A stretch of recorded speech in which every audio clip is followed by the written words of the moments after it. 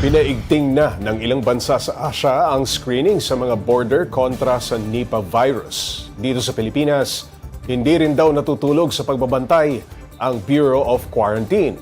Para bigyan ng mukha ang balita, Mobile Journal Yeda Pascual. Yung Nipah virus na nag-outbreak sa West Bengal sa India. Laman ang mga balita ngayon sa iba't ibang panig ng mundo ang pagkalat ng Nipah virus sa Bengal, India. Isa yang zoonotic virus o mula sa hayop na naipapasa sa tao. Karaniwan mula sa paniki, pero pwede ring galing sa baboy o kabayo. Pwede itong magdulot ng malubhang sakit sa utak at baga. Pwede itong lumipat sa tao sa pamamagitan ng contaminated food, yung mga pagkain, o sa animals tulad ng baboy at kabayo na nagiging intermediate host.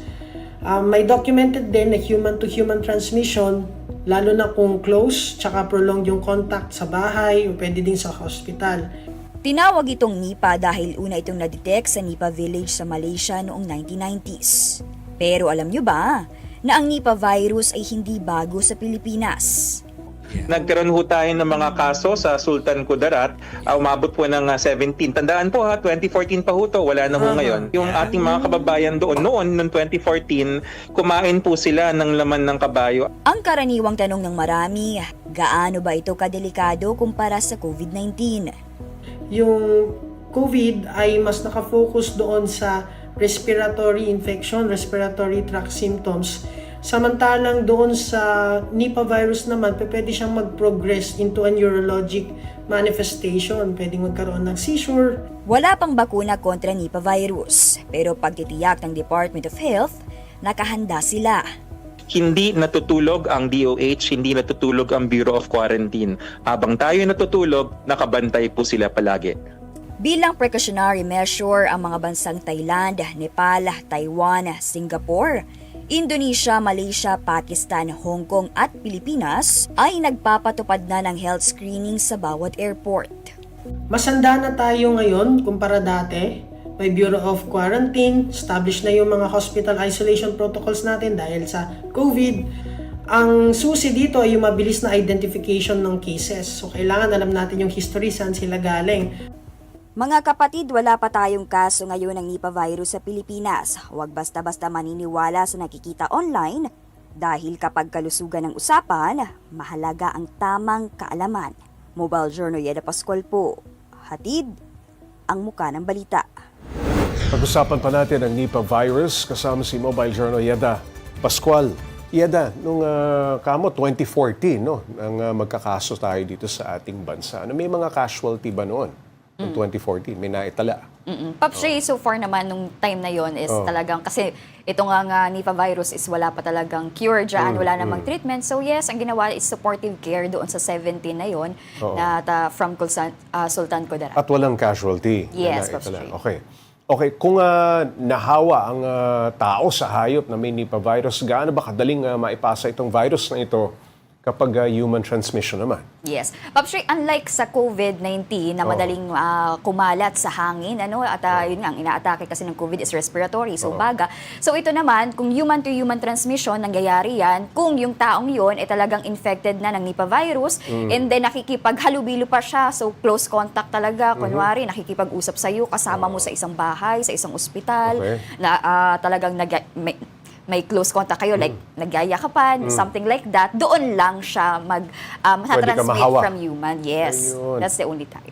Yeda, yung ginamit na method noon para hindi kumalat, gagamitin din ba ngayon ng mga otoridad? Yes, Pops Ray, ayun talaga yung importante ngayon, yung early detection. Dahil yun nga, walang cure ito at yun yung talagang focus ng Department of Health ngayon, ng Bureau of Quarantine, na talagang bawat airport at seaport ay magtalaga ng mga personnel dyan para ma-screen nga yung mga travelers outside the country para makita kung meron ba silang symptoms, yung mga symptomatic traveler natin, at nang sa gayon, makita kung possible ba silang carrier nitong virus na ito. Yeda, ano ba ang mangyayari sakaling malaman na may Nipah virus ang isang biyahero? Actually, unang-una, talagang Maka-quarantine ba siya? Yes, kinakailangan siyang i-isolate.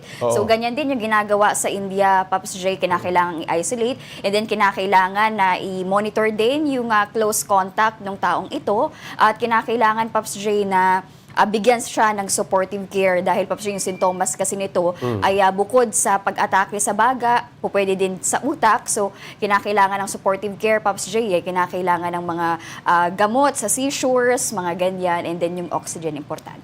Okay, Ieda, sa India nagsimula itong outbreak ng Nipah ngayon. No? May ibang bansa ba na meron na ring reported cases? Yes, so far, Paps J, ngayong taon, wala pang kahit na anong bansa aside from India na nagsabi na meron silang cases or suspected cases na merong Nipah virus. So ngayon, talaga ang minomonitor lang, even World Health Organization, ay sa India pa lang na merong currently 100 cases. Okay, para sa kaalaman ng mga nanonood sa atin, mga nakikinig, ano ba ang sintomas ng Nipah virus? Yes, Paps Ray. Unang-una, pwedeng kagaya siya ng COVID-19.